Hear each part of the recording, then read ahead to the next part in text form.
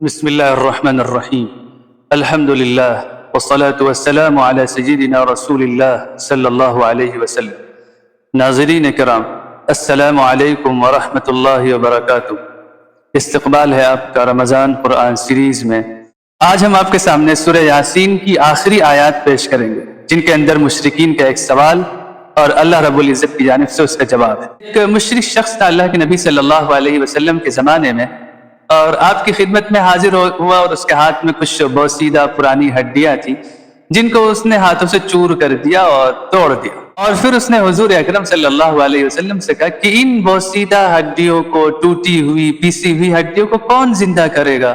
اللہ رب العزت نے جواب دیا، اولم یر الانسان انا خلقناہ من نطفہ، کیا انسان نے دیکھا نہیں کہ ہم نے اس کو نطفے سے پیدا کیا، پانی کے گندے ناپاک قطرے سے پیدا کیا۔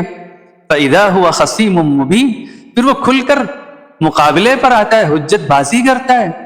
وَضَرَبَ لَنَا مَثَلًا، اور ہمارے لیے مثال دیتا ہے۔ وَنَسِيَ خَلْقَهُ، اور اپنی پیدائش کو، اپنی خلقت کو بھول جاتا ہے۔ قَالَ مَن يُحْيِي الْعِظَامَ وَهِيَ رَمِيمٌ، وہ کہتا ہے کہ ان بوسیدہ ہڈیوں کو کون زندہ کرے گا؟ اللہ نے اس کی پہلے حقیقت یاد دلائی کہ جو یہ سوال کرنے آیا ہے کہ ان بوسیدہ ہڈیوں کو کون پیدا کرے گا، اس کو خود میں نے ان بوسیدہ ہڈیوں سے زیادہ معمولی چیز، پانی کے ایک ناپاک اور گندے قطرے سے پیدا کر دیا۔ وہ یاد تو کرے اپنی حقیقت، اپنی ابتدا، اپنی پیدائش۔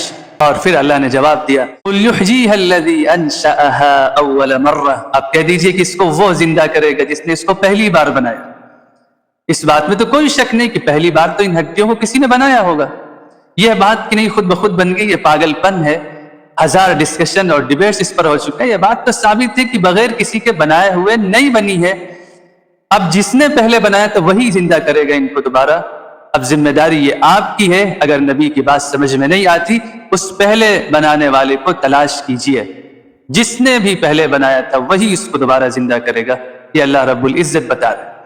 وَهُوَ بِكُلِّ خَلْقٍ عَلِيمٌ، اور وہ تو ہر چیز کو پیدا کرنا جانتا ہے۔ ان بوسیدہ ہڈیوں کو دوبارہ زندہ کرنے کی کیا بات ہے؟ اس نے آسمان جیسی مخلوق پیدا کر دی، اس نے زمین جیسی مخلوق پیدا کر دی، اس نے طرح طرح کے سینکڑوں قسم کے جانور بنا دیے، اس نے کیڑے مکوڑے پیدا کر دی۔ تو ان بوسیدہ ہڈیوں کو دوبارہ زندہ کر کے پیدا کر دینا اس کے لیے کیا مشکل ہے؟